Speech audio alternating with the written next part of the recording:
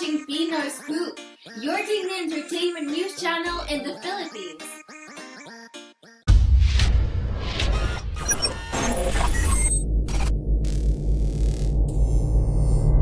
Horror story that's based like Feng Shui. It's based on the Chinese tradition, but the Ghost Bride, like medyo obscure din siyang practice, no, and then gagamitin namin siya as a vehicle to tell a Filipino story, a Filipino-Chinese Filipino story, ganun yun. Ako si Ghost Bride.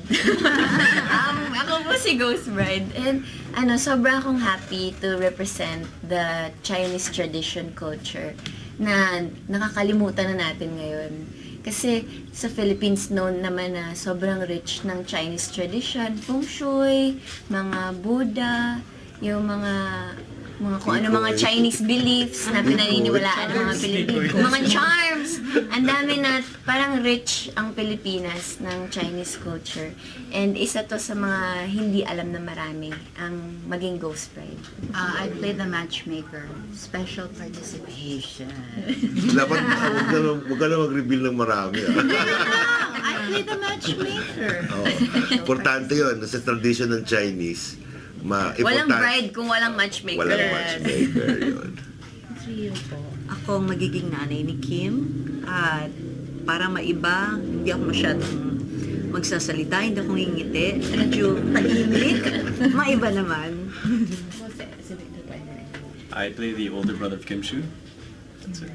Walang broadcaster. Formal. Ting-Ting, she'll be performing some Chinese opera.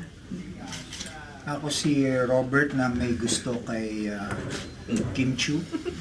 At medyo may mga pagkakautang sila sa pamilya ko. Ako naman po, I'm playing the character of Clinton. He's the long-time boyfriend of Kim Chu, Mayan. Ako naman po si Beverly Salviego. Ang resident Lucaret ng movie Ghost Bride.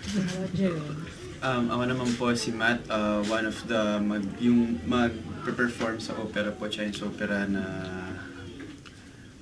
may half Chinese kasi meron dito sa story na problem about opera na hindi na masyado nagpa-participate ng mga Chinese, so I'm one of them.